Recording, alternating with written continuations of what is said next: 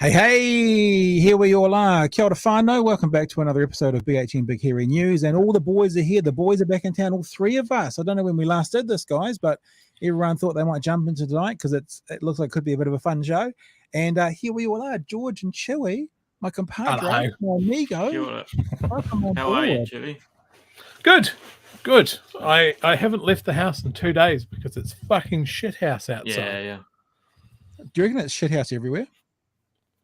Probably. I don't know, but it's certainly bad here. So your dog wanted to go outside. Mine didn't. I put this up today. When you have a border collie who needs exercise in a weather bomb, this is what you have to do. 'Cause I'm a dirty dog.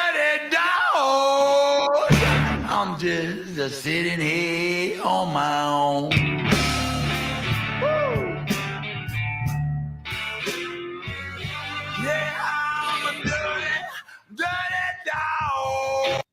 So that was this afternoon because there was no exercise yesterday or the day before because of the weather, and I was just like, we have to go out. So there was a run around for a half hour, and then there was a bath for a half hour afterwards because you got to do it.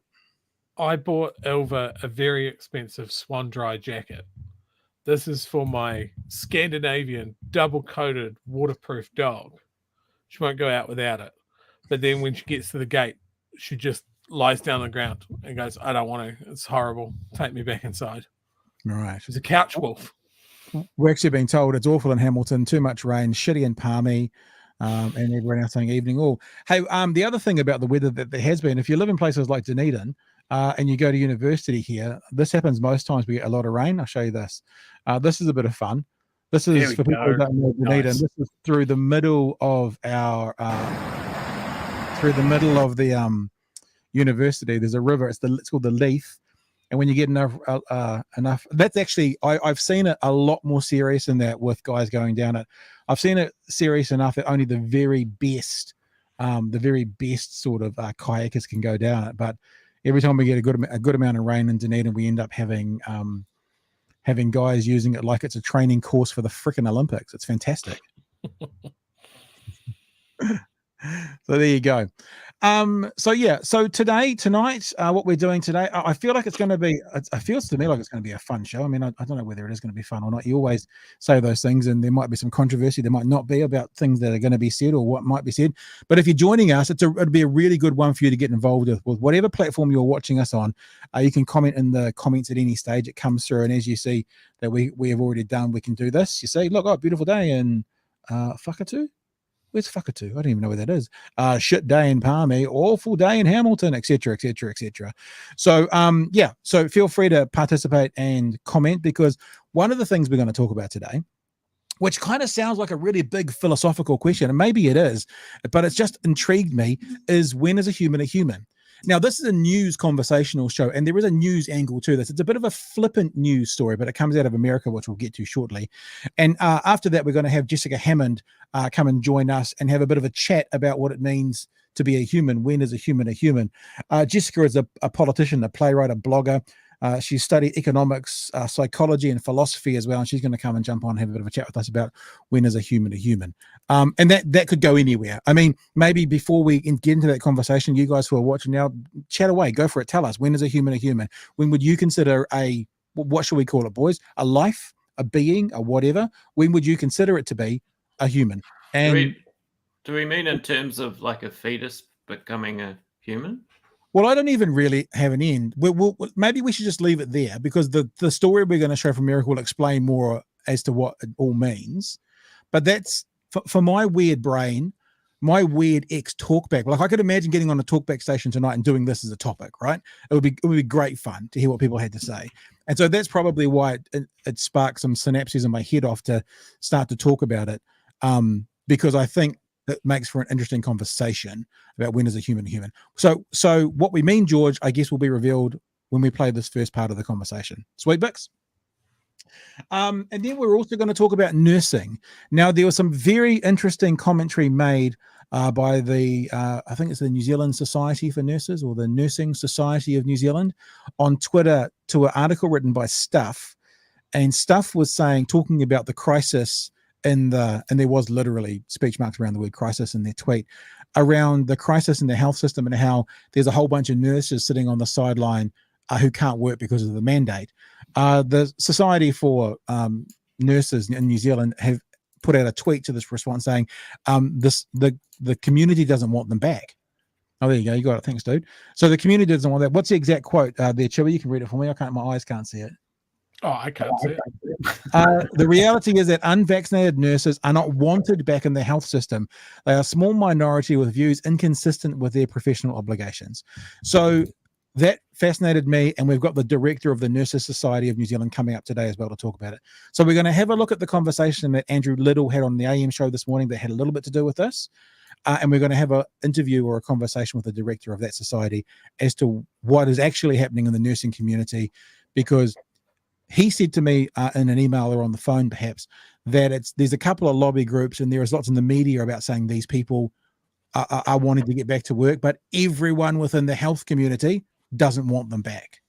Now, I guess I am sort of I'm offering an opinion that's mine based on stuff that I've been told, but it's basically what he has said, and we'll get to that conversation as well before 11 o'clock. So lots to talk about, and let's get into it to start with this conversation around what is a human.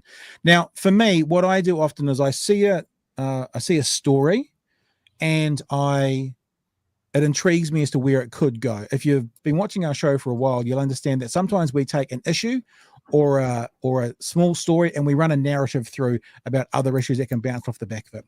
This is the story out of America. This is the story of a woman called Brandy Boldteen, who basically got a ticket for being in a carpool lane by herself. She claimed she wasn't by herself because she was pregnant. Let's have a listen to Brandy Boldteen and what she had to say about the experience she had getting the ticket. So there's an internet, a split on the interstate up there, and you can go east or west. I had to go east to go back down to 75. And they had, I guess, an HOV checkpoint, and I had no clue what was going on. I got up on top, slammed on my brakes, and I thought they were maybe looking for someone or there was a car wreck.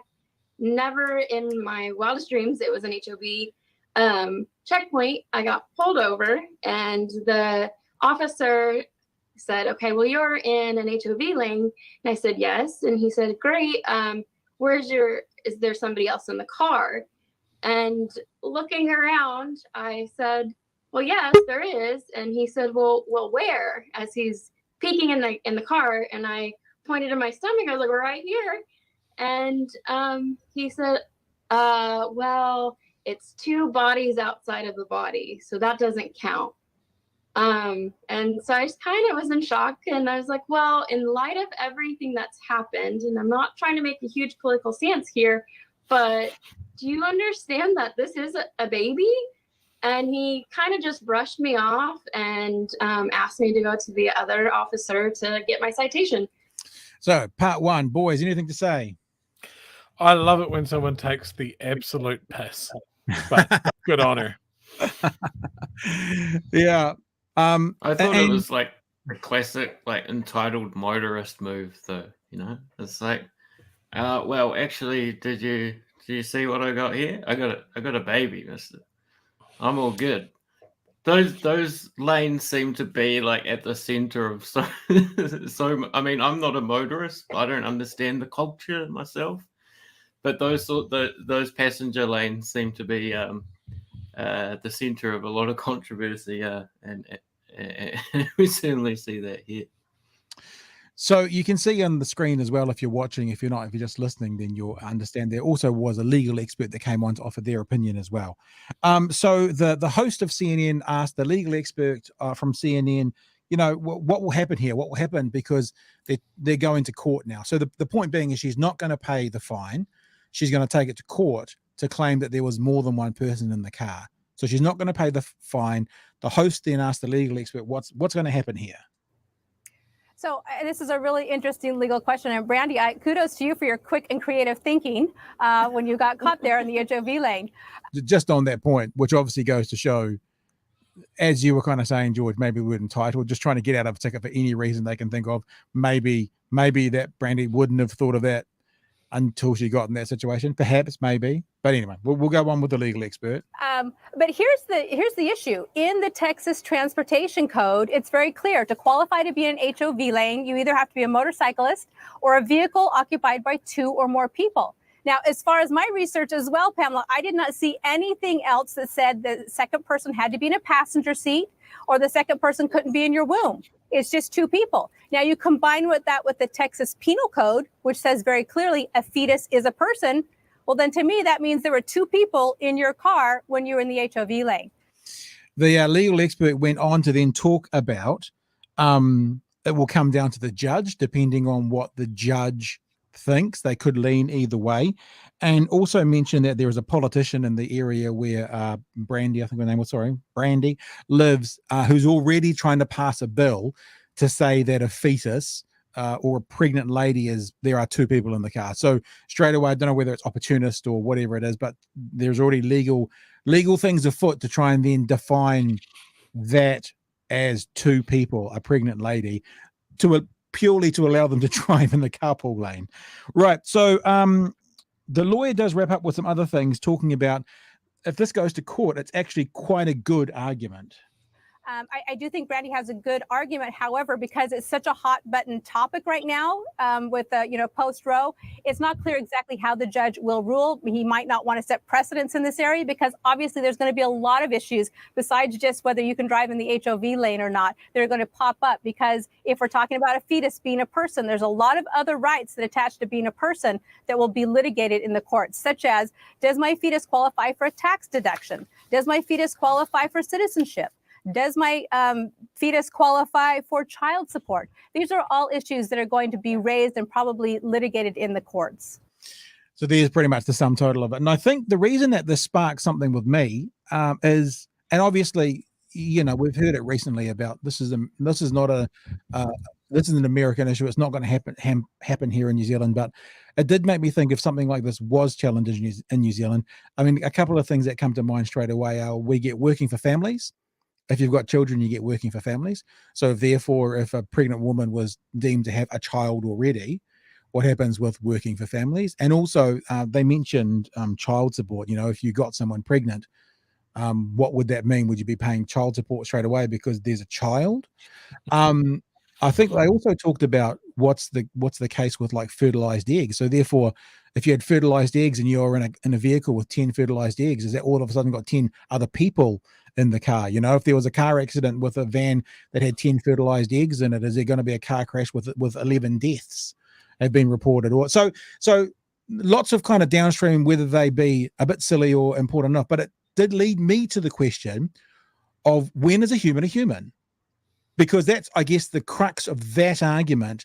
If the pregnant mother has a human inside them, and with personhood, with humanness, come rights and privileges, what then?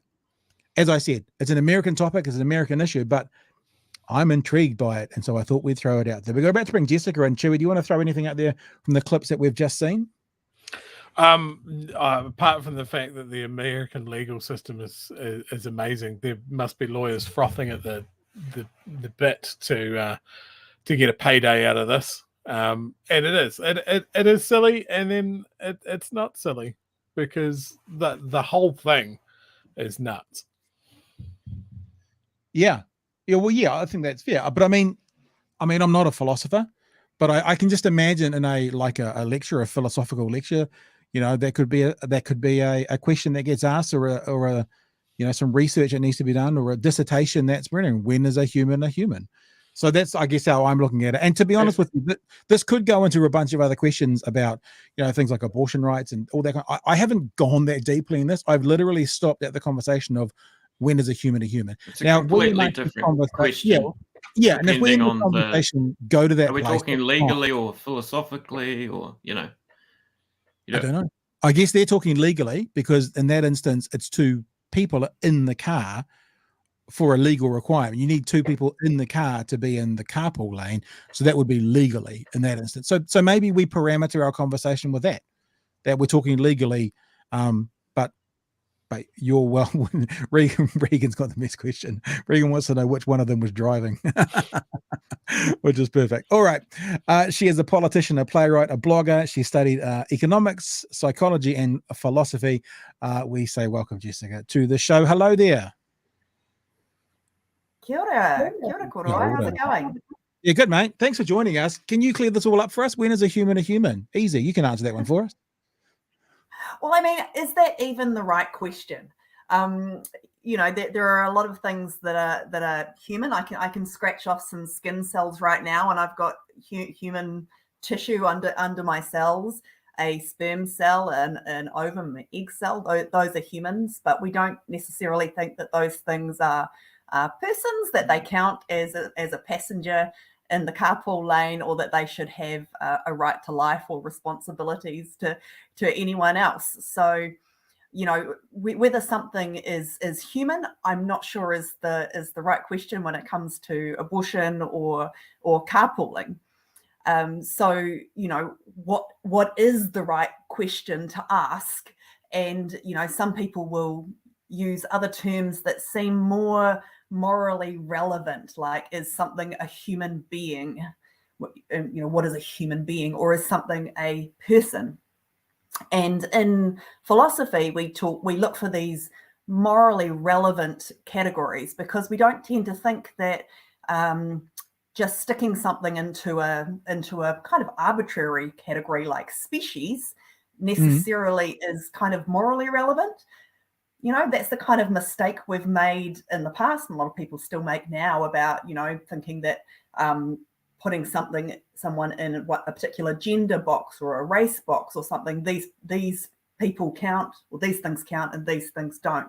So we want to be looking at like morally relevant properties when we decide what counts as a person, or what counts as something that it would be wrong to kill, or wrong to harm, or something that you can count as another being for the purposes of riding in the carpool lane.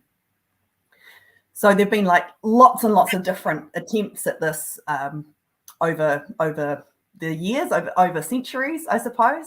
And, that we've tended to expand our circle of moral considerability over time. And we think that's sort of like moral progress, that it used to be maybe it's just like your family or your clan or your tribe or your country or your race or whatever that that morally counts. But generally we think that it's more progressive and morally right, I suppose, to expand that circle of moral considerability. But where does it stop in terms of things that you can harm or kill or count as a passenger? As we're talking about this, and I'm happy to be the dim simple one in the room as well, I just brought up the actual definition of a human, because that's sort of, I know that you're saying that might be the wrong question. That's fine. We can philosophize over how we're going to unwrap this a bit more. But the dictionary apparently says a human is a noun. A definition of a human is a bipedal primate mammal, Homo sapien, a person, man, sense, usually plural, a disease that affects both humans. Oh, that's something different. But a bipedal primate mammal of the Homo sapien genus, I guess that would be, would it? A genus? Anyway. Species, yeah. Species, yeah. So, yeah, I don't know. It's I'm intrigued that the lawyers they spoke to seem to be so confident that this will win in America. That might be more commentary on what America is than what a human is, potentially. But what about that question in general? If we move away from the silly example of the they call it the HOV. I don't know what that stands for, but the carpool lane. How should we define what a human is? Because I know what you're saying, because that's like, if you use the word life, then skin cells, that there's life because there's DNA in my skin cells. So that becomes more problematic. But if we did want to nut it down, forget carpool for another reason, where would we go? How would we do it? Yeah, I think it depends on what the purposes are, right? So in New Zealand, something counts as a human being after it's born. And that's a clear dividing line, except if you assault a pregnant person and kill the fetus, then that can be charged with a homicide. So we've got a bit of a legally, I'm not a lawyer, but we've got a strange legal status for fetuses. But morally, I think it's a different question. We can have laws. I guess laws have to be sort of more practicable. But if you're talking about ethics, like, we can discuss all sorts of wild possibilities and have thought experiments and I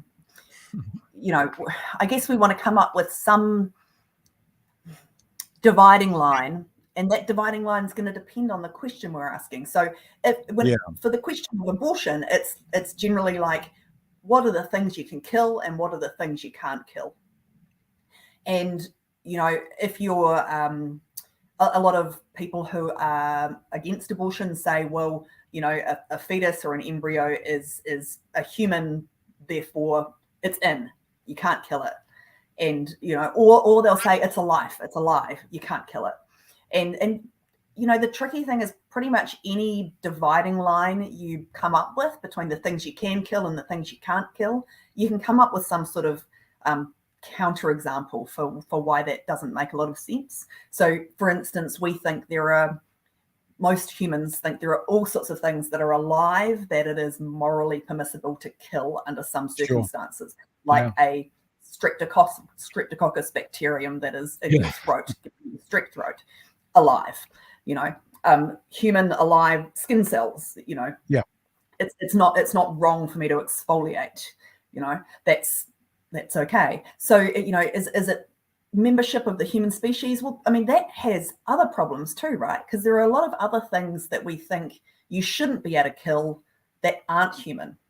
For instance, this is where philosophy can get kind of fun, but say you're in the world of Avatar or Lord of the Rings or ET or something. There are other species that seem to have morally relevant properties that are that would make them count as what we would think of as persons.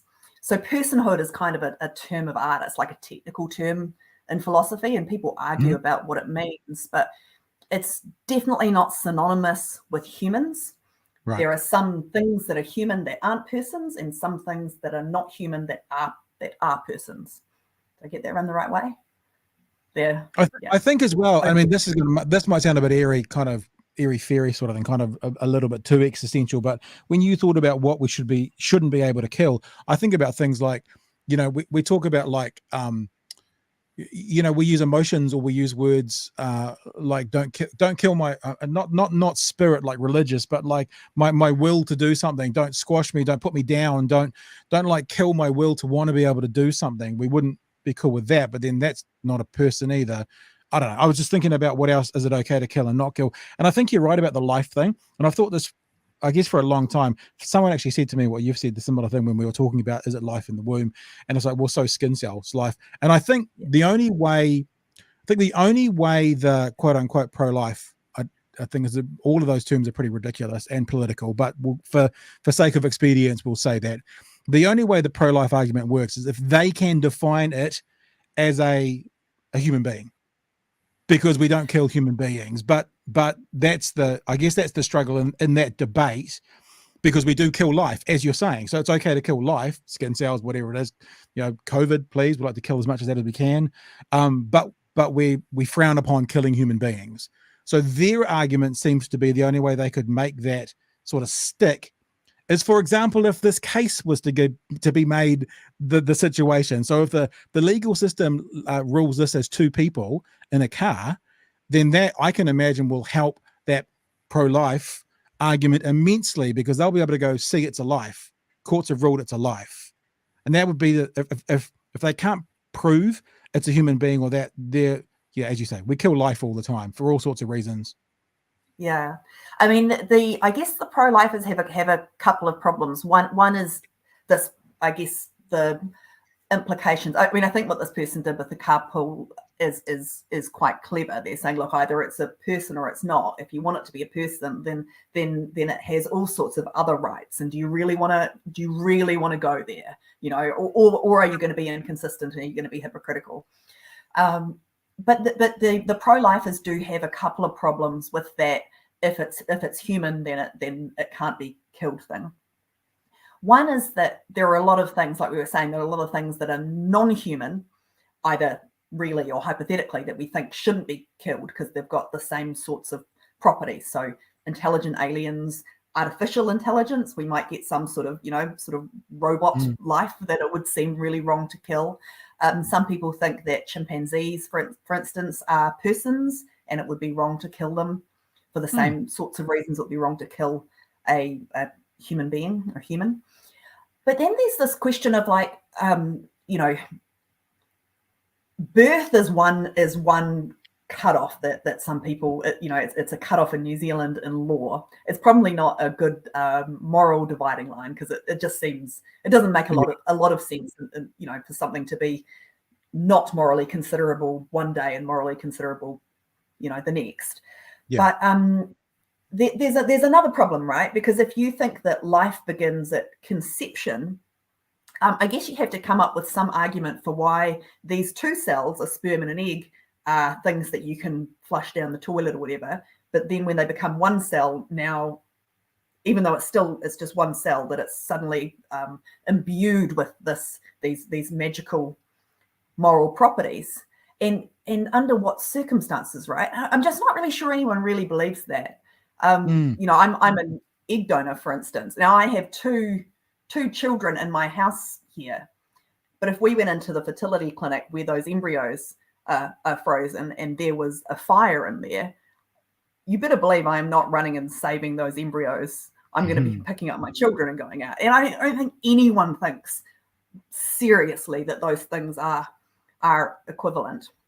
There's this slightly silly, I suppose, sort of experiment where you imagine that there's a technician in a fertility clinic who has some sperm and has some eggs that are not needed, and pours them both down the sink, and then worries that they've become a conceptus, that it's become a fertilized egg, and they have to either retrieve it or can't, plunge the sink if it becomes blocked. They've committed murder potentially.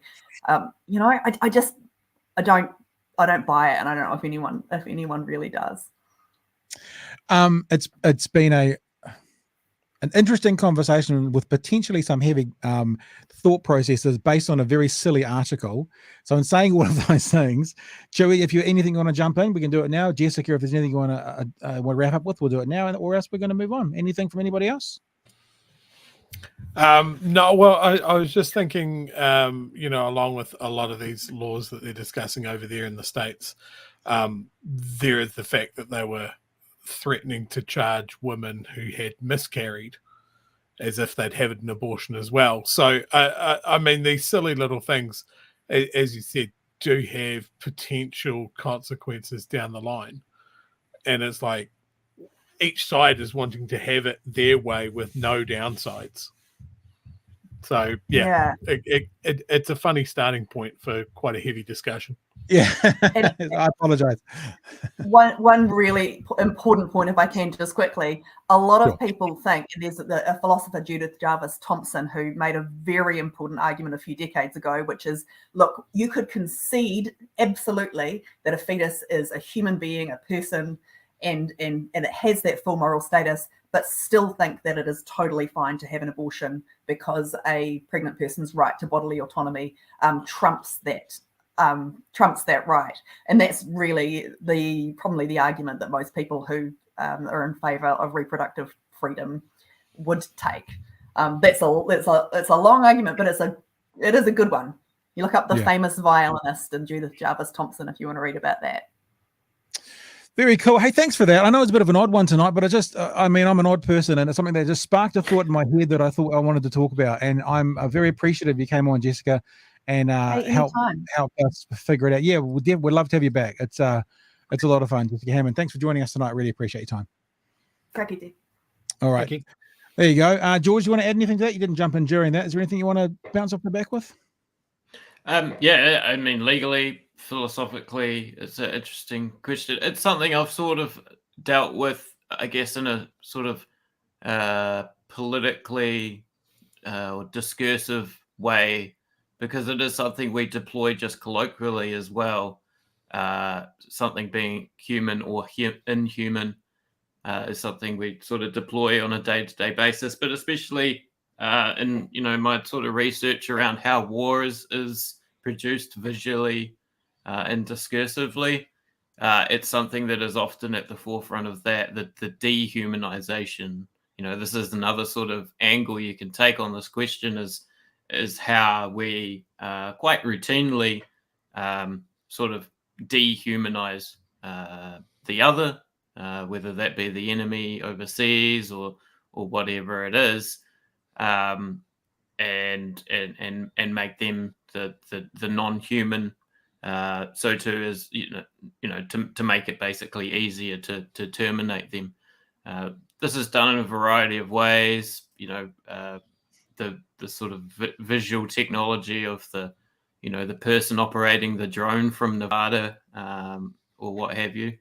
And yeah, just in day-to-day conversation as well, right? We're constantly making parameters around what behavior is human and what is not, and it dictates a lot of how we sort of live our lives politically, morally, and whatever. A few comments that have been coming in. I guess you're a person once you have a birth certificate, maybe. All right. Also, more of a philosophical question: is an egg a chicken? All right. Crazy says, "Woohoo! Let's the Supreme Court let's get the Supreme Court to make war illegal, as it leads to post-delivery abortion." And David, same argument as is same argument. Is it moral to take a brain dead person off life support? Not viable. So there's just some thoughts that have been coming in there. All right, guys, let's move on to our next topic of conversation for today. And I'm actually going to show another text here because it kind of kicks into what we're going to talk about. The Today FM story on Andrew Little has hit out at the NZNO, includes an apparent photo of a New Zealand nurse that is actually a nurse from California, published in The Guardian. Very good. Because we are going to talk a bit about the interview, and I haven't read the Today FM story, but I think it has come from the same interview that Andrew Little did on the AM show this morning, because there was a moment in there, and I'm not going to play that moment because it's not the subject matter of what we're talking about, but there was a moment where he was talking about the nurses union. There's a couple of nurses union. We're going to talk to one of them shortly, but it's the bigger one. I forget the name of them right now. And he basically, we so often say, guys, that we want our politicians to not be sort of mealy-mouthed and say what they mean. He basically gave a bit of shit to the union. There's no question about that. But one of the reasons he gave a bit of shit to them is his position, and I don't know too much about the negotiations that were happening prior to Christmas, but he said nurses could be getting paid $10,000 to $12,000 more per annum right now if their union hadn't walked away from the table. And he actually seemed quite put out by it, because obviously they get a lot of crap around nurses not being paid enough. And it seems like he was saying, my paraphrase of watching the article, that actually the nurses union has done their membership a disservice in that particular incident.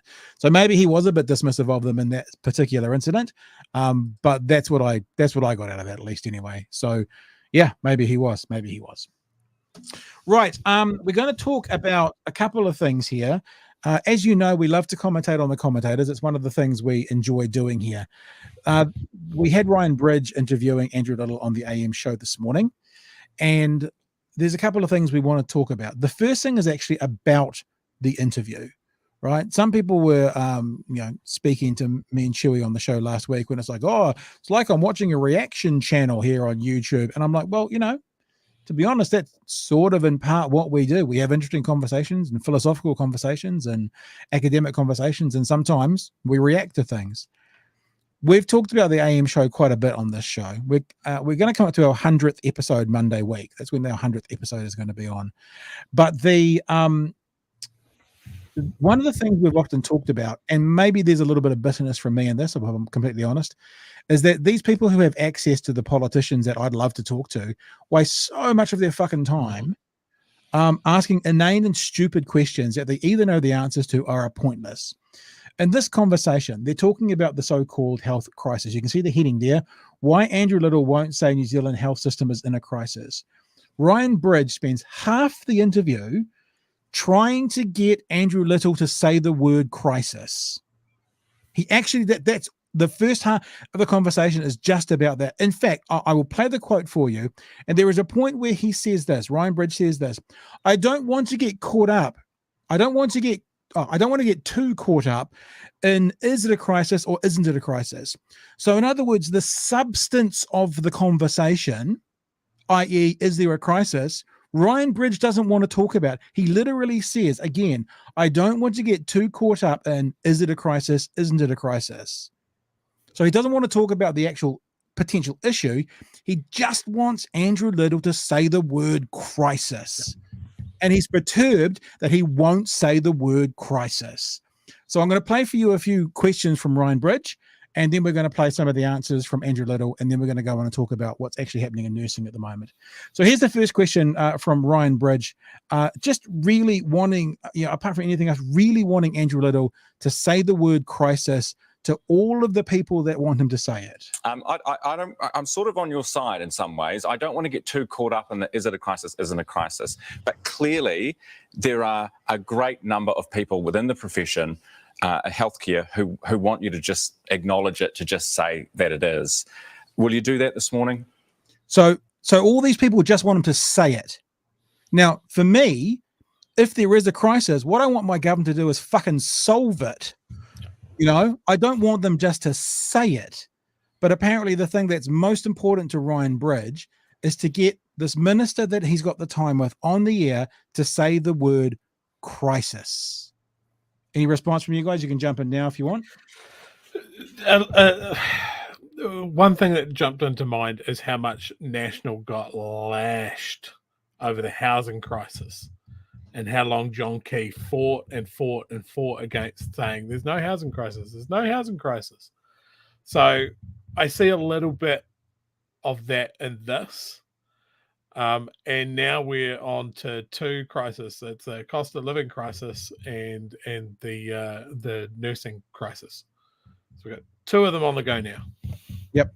Well, I mean, we get to that actually. One of the points that so Ryan Bridge basically makes 3 points in the first half of this interview. He first says, "Are you going to say it?" He then asks him, which is the next clip, "Can you please define what a crisis is?" He then spends his third credit saying, "Well, you used to say the word crisis, now you won't say it." And as I said, I would rather hear from the government how they were going to solve the crisis issue, whatever it is, rather than spending so much time trying to get a minister to say the word, because you know what they're trying to do. If you don't know, I'm telling you, what they're trying to do is to be able to have the headline, Andrew Little finally admits there's a crisis. Yep. That will get them clicks. That will improve their advertising. That will be a so-called exclusive because he said a 6-letter word before anyone else said it. Whereas Andrew Little in this conversation, and actually we'll play a bit of it as we go, is actually talking about addressing the issues in the health system that all these media groups and stuff are calling a crisis. Now, I'm not actually saying it's not a crisis, right? I'm just saying that, I mean, you've heard it from Ryan Bridge himself. I'll say it again. I don't want to get too caught up in, is it a crisis? Isn't it a crisis? So Ryan Bridge doesn't want to have a conversation around, are we actually in a crisis? What's going on? He just wants him to say the word crisis. The second clip I've got for you is Ryan Bridge talking again. And don't panic, we're not just picking on Ryan Bridge. We're going to play some stuff from Andrew Little as well. But he wants him to define what a crisis is. The health system. And yet we find ourselves in this situation still. So I guess the next question is, what is a crisis? When would you use the term? What would it take? Can you please just say the word crisis? Won't anyone think of the crisis? Or can you trip sideways into defining this as a crisis without saying it? Now, there's a little bit that comes up now, Chewy, which is something that you kind of just alluded to a little bit. The next point is Ryan Bridge really talking about you used to use the word crisis. You used to say we're national. So what he's implying is when nationalism government used to be happy to use the word crisis, now not using it. That might be a fair criticism. I'm completely on board with that. Let's say that's fair. No question whatsoever. However, what Andrew Little does after that is actually answers why they use the word crisis there and what they've done to start to address a systemic problem in the health system. Now, when we get to talk to the New Zealand Nursing Society, you'll hear, because I asked the director that question, I asked that director if these so-called 600 anti-vax nurses were actually put straight into the field tomorrow, would that make a difference? And he says no, because this is a problem that's going back multiple years, multiple governments for a very, very, very long time. Right. So We'll play this bit now, which is another question about the word crisis, and then we'll let Minister Little answer it as well. And his answer is talking about why, I guess, the word crisis has now been gone from his vernacular. I don't know, maybe he's had a small stroke and he can't physically say it for whatever reason, but we'll see what he's got to say about it. The thing about it is, so I mean, your argument is that, you've got to be careful with your language, and, people throw the word crisis around all the time, right? I guess the issue that those on the front line have is that it's a word that you've used many times before. When you were in opposition and National was in government, you said there was a homelessness crisis. I'm not quite sure where that gets this discussion for the health system. You also said there was a housing crisis. So those frontline health workers who I met when I get out to the hospitals, they tell me the experiences they're having. Yeah, Minister, if I could just finish. You said there was a housing crisis. Yeah. You also said there was a mental health system in crisis. You also said that children's mental health was in crisis. So it was okay to use the word then. What's changed now other than the fact you're in power? Fair question. We will agree it's a fair question. But what's good for the goose is good for the gander. No, fair question. But the response is what's mostly important.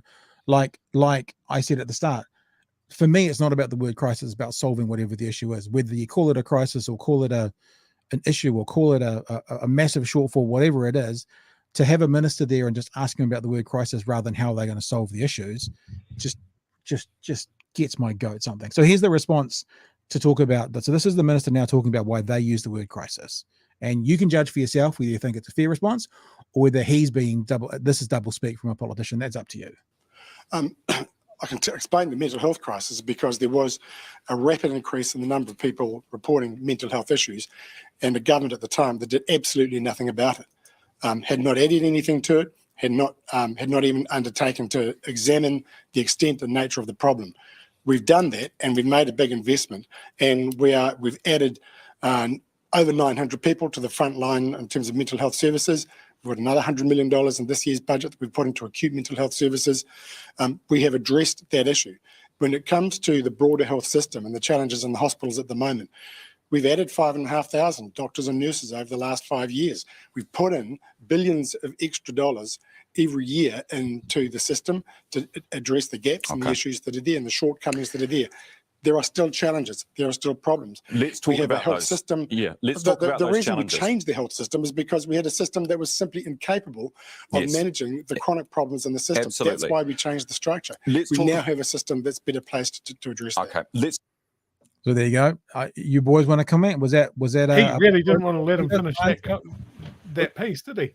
Well, I like it as well. I don't know if it's a stylistic thing from Ryan Bridge, but the minister's making, I don't know whether they're good points or bad points or accurate points. Again, you can decide that for yourself. But he's making point, which is kind of contrary to what Ryan's saying. And while he's saying them, Ryan's going, yes, it is, like agreeing with him. It's a bizarre style of doing it. But there's a point counterpoint.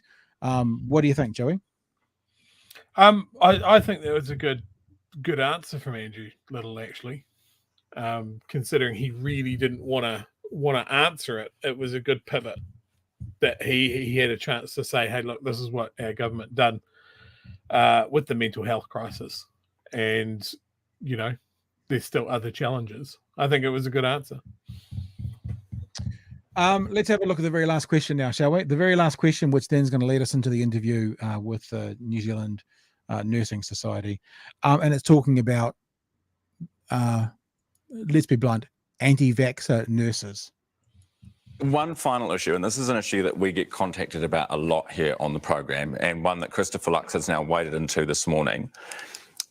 Have you asked for advice, or have you asked Aisha Verrill to lift the mandates on health workers so that we can have by their estimates, the 500 to 700 nurses and healthcare workers who are currently not working in New Zealand because of the mandates, the vaccine mandates, back into work?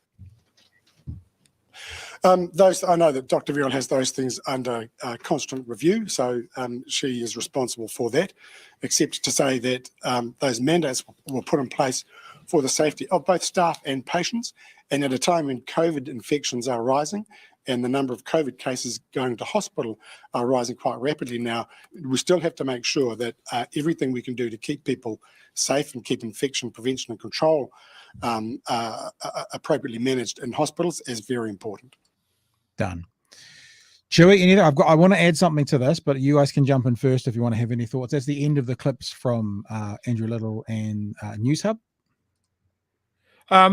Look, just as we've been talking, I've actually been chatting to my sister, who's a nurse, because I figured it's one thing to sit here and go, well, I don't think so, but I'm not a nurse. I don't have to work in that environment, so I know without probably saying too much, my sister waited until the last minute to get vaccinated. She had some health questions around it that I would consider legitimate. She bit the bullet and got the vax. But I reached out to her and says, you're a person on the front line. What do you think? And I'm just going to read what she said to me. At this point, it doesn't matter to me anymore. The majority are vaccinated, and at the end of the day, they're just putting themselves at more risk. We are in dire need of more staff. We can't afford to be picky anymore. But I think there should be a point. Unvaccinated nursing staff shouldn't work with the most vulnerable population. Everybody's just so tired, and we need more hands. and I felt that comment. When someone writes a comment and you're just like, you can feel the weight of what they're writing. So, I think there's a danger in lumping everybody in the same bucket, I guess, that there's some bad actors around being anti-vax and voices for freedom and all of that sort of stuff. And there may have been people that had legitimate fears. It probably doesn't do us much to paint them all with the same brush. But I'd certainly personally, I would have concerns about a nurse that was coming back to work after being stood down for that. Like, what else doesn't she believe in? Yeah, and I think that's one of the points we're about that sort of thing. Yeah. Hey, before we do that, guys, not that it matters too much because we're about to come up, but there's a banging coming through. Someone's on their table or something's going on. I don't know where it's coming from, but it's coming from somewhere. Just if one of you guys has a vibrating thing going on, or a vibrating thing. I'm leaning on my desk, so probably. I want to say two things, and this is really bad broadcasting practice, but I'm going to divulge two things that come up in the next interview because I want people to hear them in case you leave. I know you probably won't, but I want people to leave them, and they're based around what's just been said. Ryan Bridge talked about the 500 to 700 nurses sitting on the sideline. Well, the nursing union we're about to speak to, they've done a bit of a deep dive into it, and there might be 500 to 700 people, but many of them aren't registered nurses, or they're former nurses, or they're not people who are necessarily in the nursing organizations. They're not actually all registered, ready to go back to work nurses. That's the first thing to be aware of. So you hear that number that the group who are unvaccinated are bandying about. You'll hear it in this upcoming interview. Those who are in the system and have looked at who are the people in that group are questioning how many of them actually are and could be nurses coming back. And the second thing is, this is a really important thing because to me, this kind of negates the whole conversation. And it's coming up in the interview, and it's like I'm spoiling it, but so be it, because I think it's important. I want everyone to hear it. Is that we talk? Well, I hear from the director about the contracts that these nurses have. In the contracts, they need to be vaccinated, which means when the mandates go away, that doesn't mean they walk straight back into a job. They probably still have to be vaccinated without the mandate or not. So actually removing the mandates, getting 500 to 700 nurses back to work is probably a fairly large red herring. And I just wanted that to be out there now before I play the bit in case you decide to shoot off or watch the clip tomorrow. I haven't explained it as well as the director of the union who is about to come up and talk to us about it. But that is coming up, guys, and it's a 12-minute conversation. What are you going to do? You're going to shoot off now, George, and let us play out, or are you going to hang around? What about you, Chewy? Just so people know, because people like to say goodbye if you're going to leave and that sort of thing. You're muted, Chewy. I will hang out in the chat. Okay. George?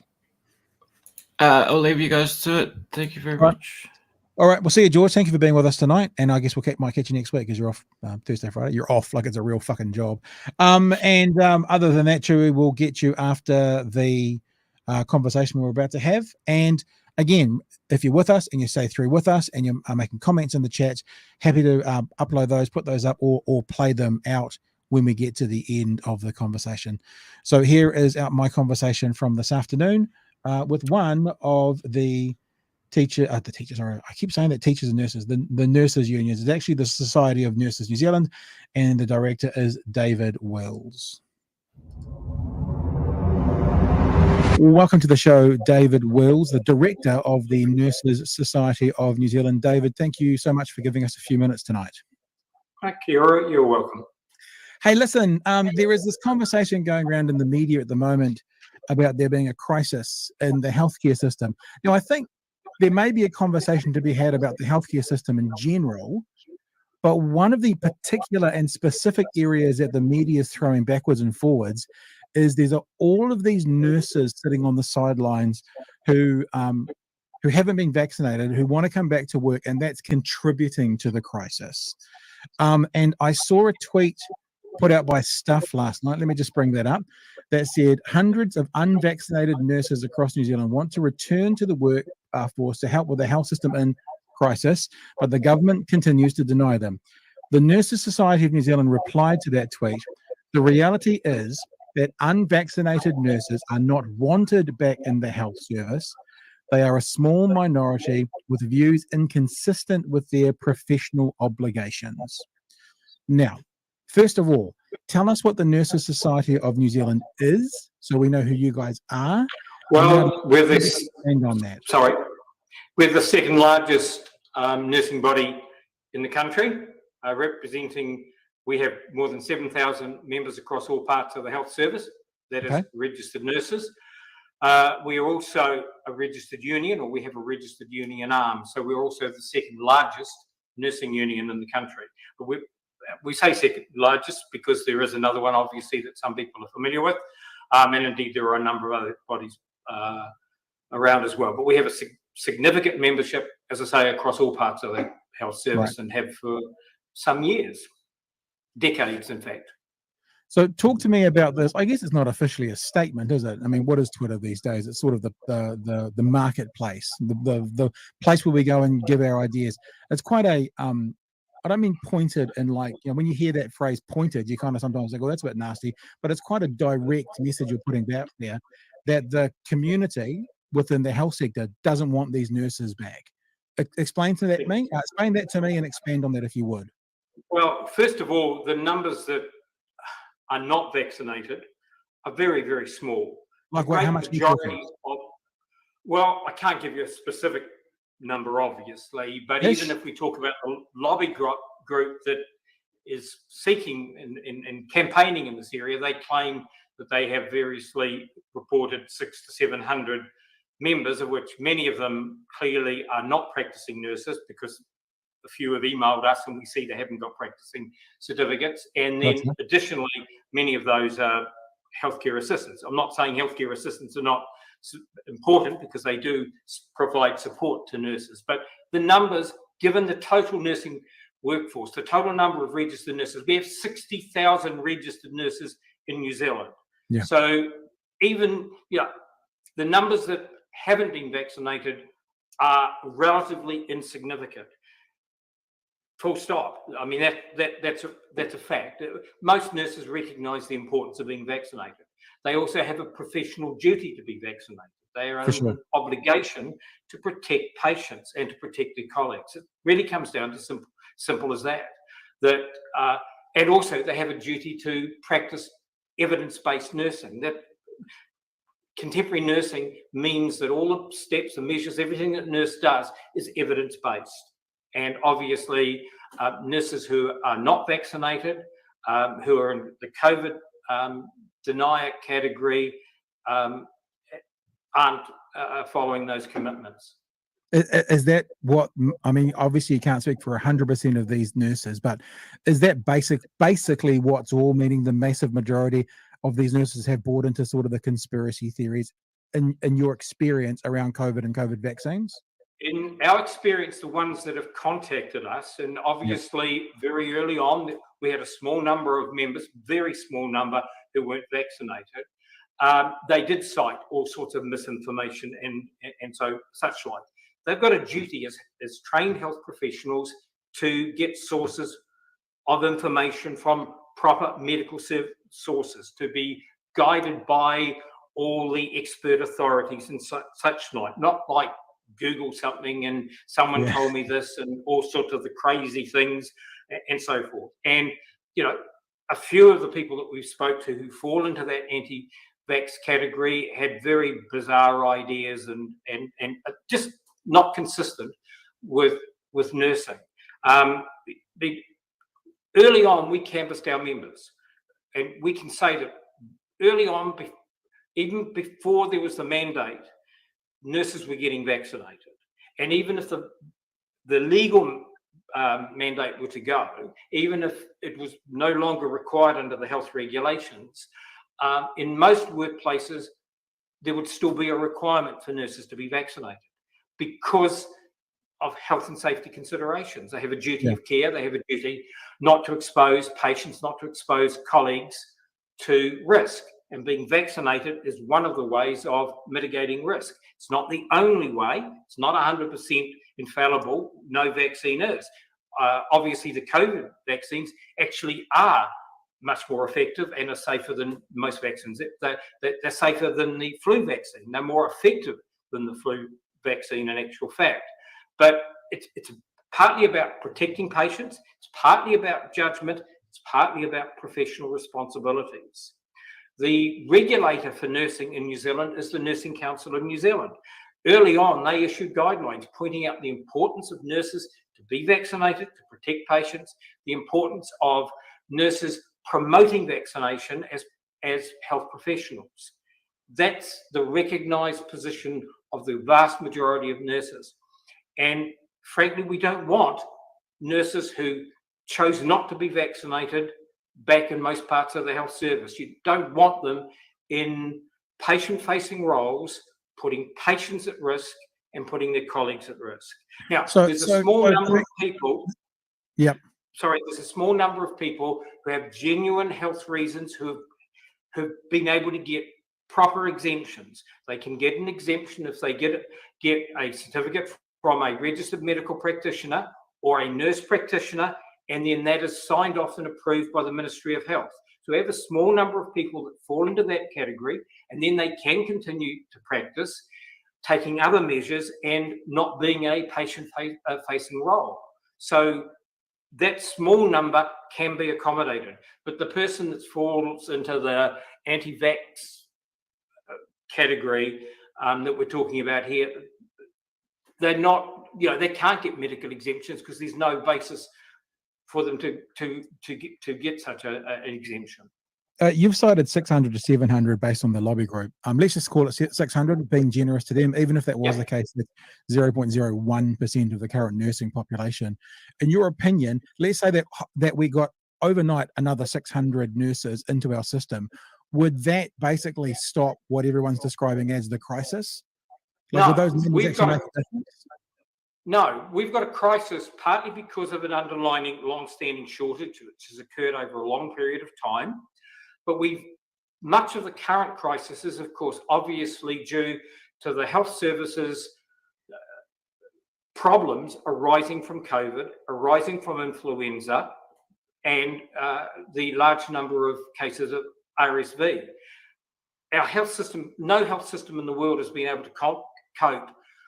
Even the best health systems in the world, and even with our shortcomings, we've got a strong system compared to many countries. But even with the best systems in the world, haven't been able to cope once you get flooded with COVID cases. They take up beds, they're taking up resources, they're hitting primary healthcare services, and of course, staff go down sick as well. And so with staff off sick, patients coming in occupying beds because they've got COVID, and patients coming in because they've got flu, and their flu may be worsened because they've had a previous damage to their system from having COVID. The system can't cope. And that small number coming back would not make a difference, and that expose everyone to risk.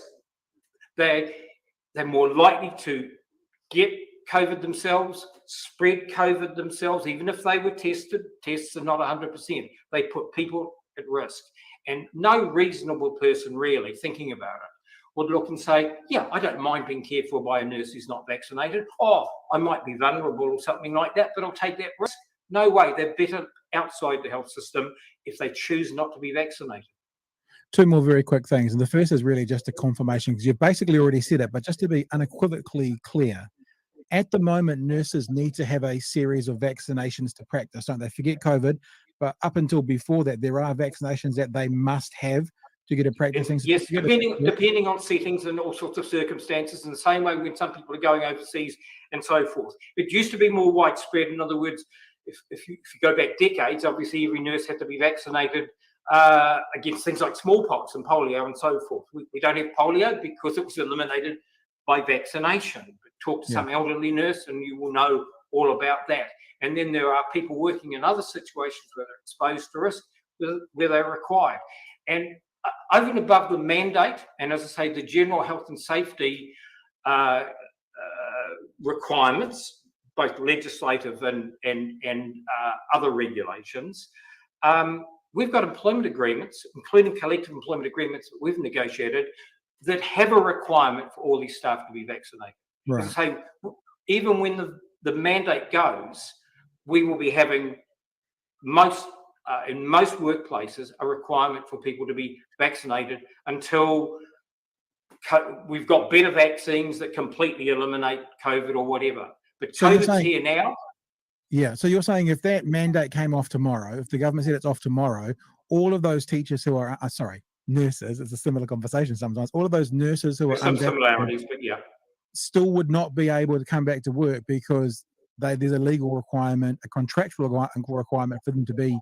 In some cases, like I can think we've got an urgent care collective agreement where we put in this well before the mandate.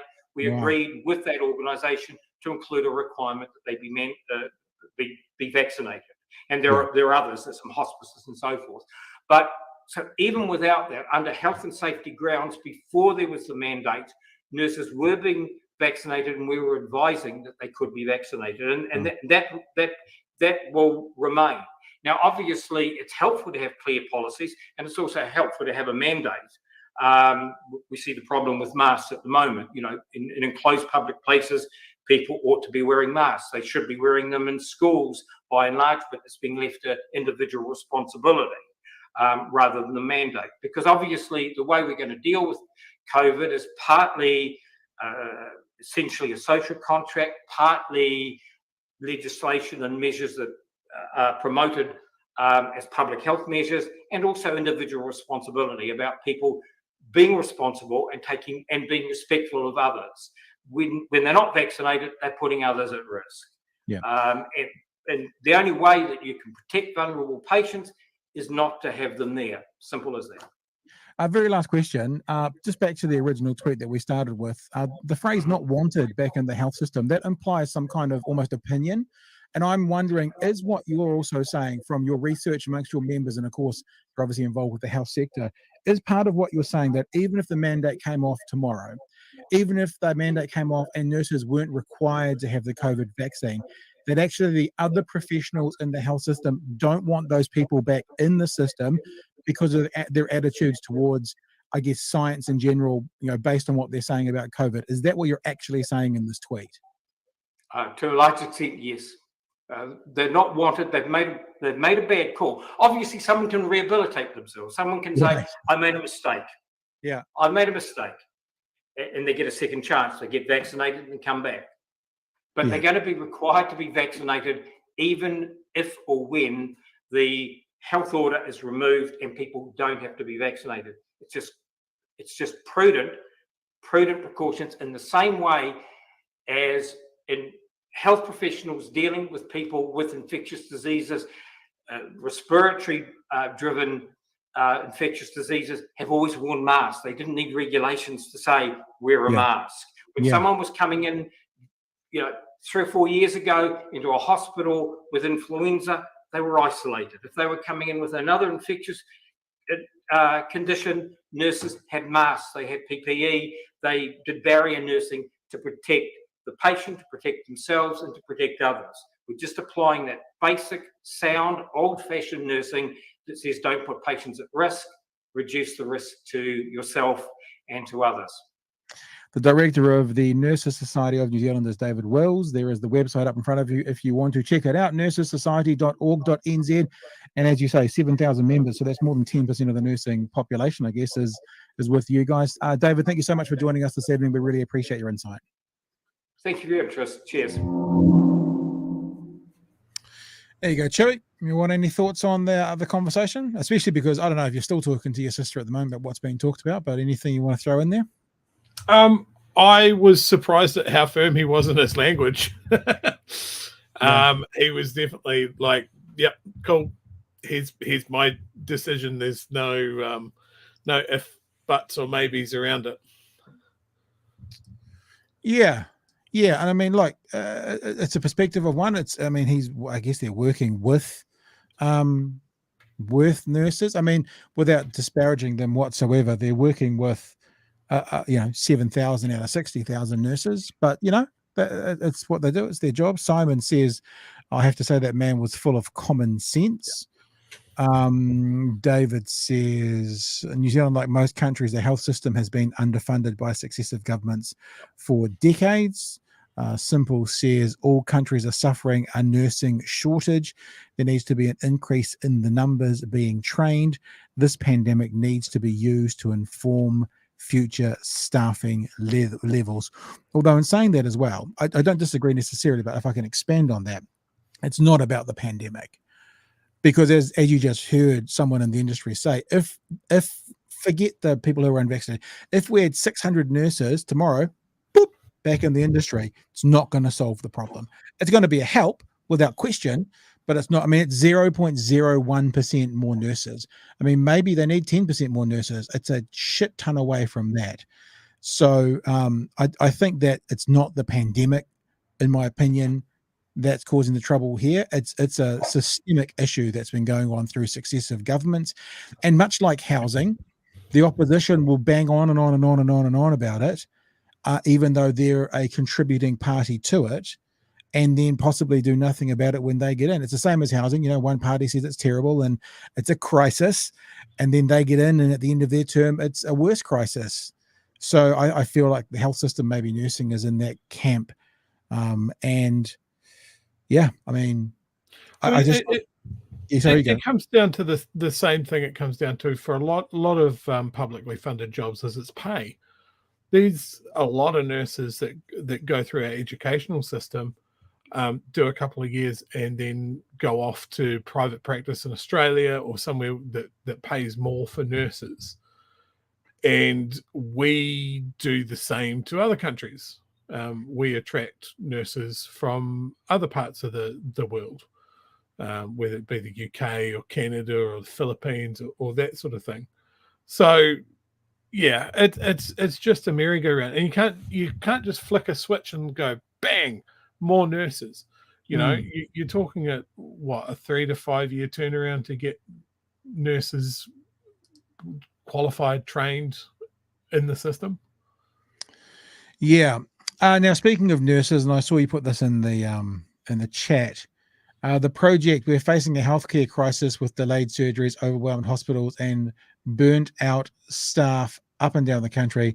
Now a group of unvaccinated nurses are asking to return to work, but do we want them back? And then there's another comment.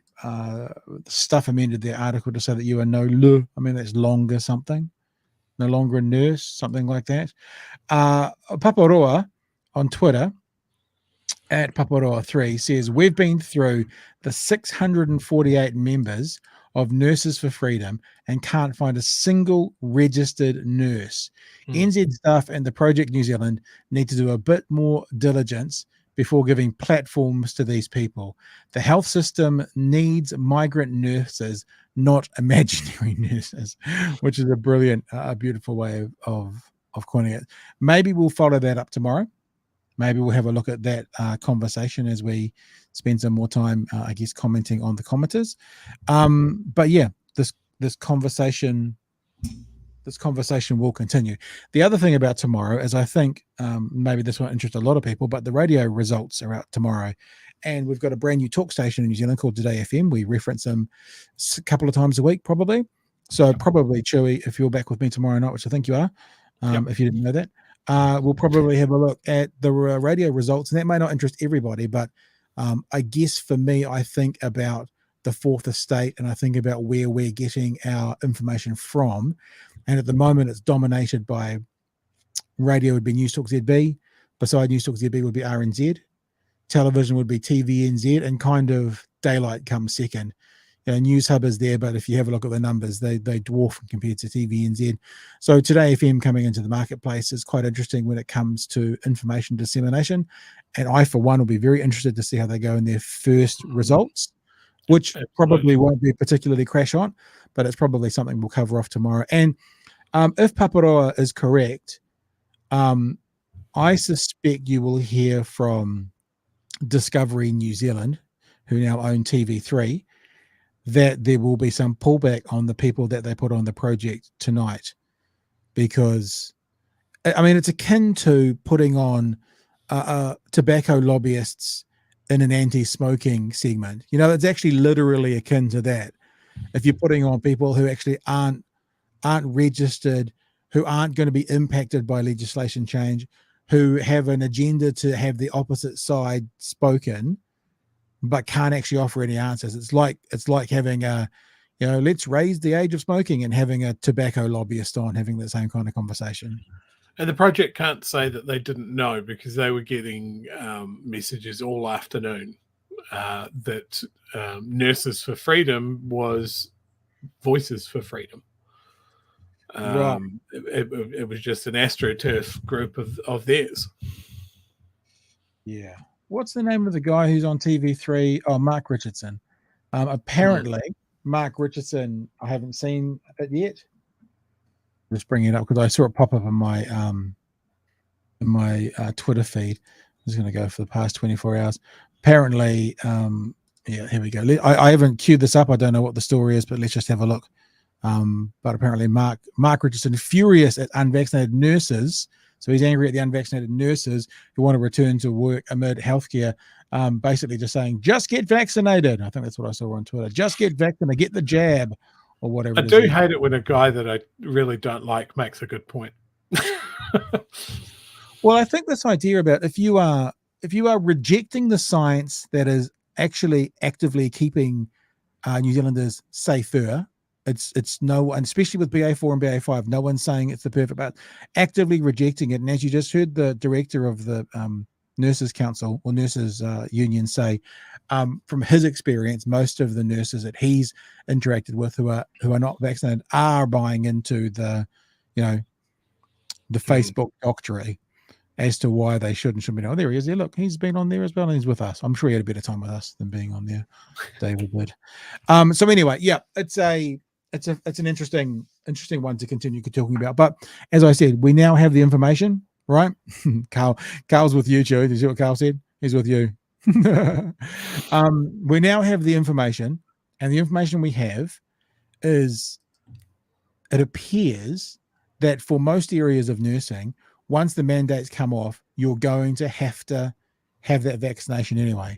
So actually, the vaccination conversation is just a moot point. There probably need to be a legislative change to allow those people to not be vaccinated to go back to work. So it's not just removing of the mandates, it's probably also a new law coming into place as well, because they currently all have contracts that say you have to be vaccinated in most areas of nursing. So get the jab, or fuck off and get a new job and stop whinging. Your choice is still a choice. You're making a choice. That's your choice.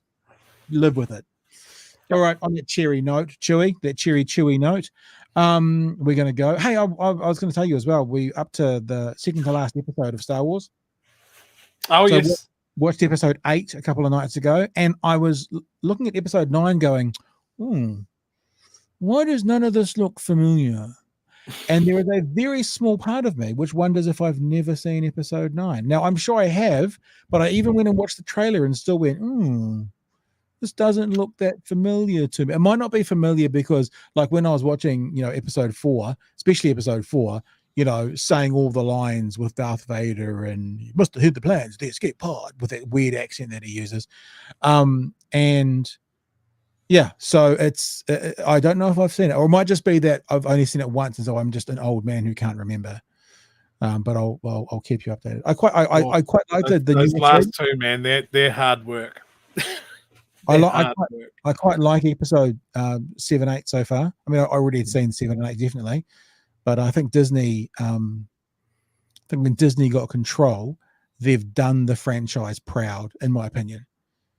There are some holes. Like I'm a bit wondering why all of the storylines around these masked Jedis are through a bloodline, and then there's this Rey character, just like from nowhere, who doesn't have any of it. Even Kylo Ren's through the blood, all of it's through the bloodline. Doesn't make any sense. As standalone movies, as actual movies, and I tell you what, some of the special effects in them and some of the CGI is like, wow, that's pretty impressive. But yeah, maybe I'll watch episode 9 for tomorrow night's show. We'll see if we can get it in there or not. All right, dude. We're done. Thank you, everybody, for joining us. Remember, if you watch us and you enjoy us, we also have an audio podcast going on that you can get on Apple Podcasts, Google Podcasts, Spotify. You can pick it up on Rover as well. At the end of every show, the audio gets cut off, put into a audio content, and it's basically the whole show. So if you miss a show, go and subscribe to one of those channels. If you listen to us on Apple Podcasts, a rate and a review would be appreciated because it helps us with the algorithms. And other than that, that gets uploaded every night. And so if you're going to work tomorrow and you've missed part of one of the shows, it'll be straight into your device and you'll be able to check out what we've been talking about. So thank you for joining us. We appreciate your time. And I guess we will see you tomorrow night from 10 p.m. for another edition of Big Hairy News.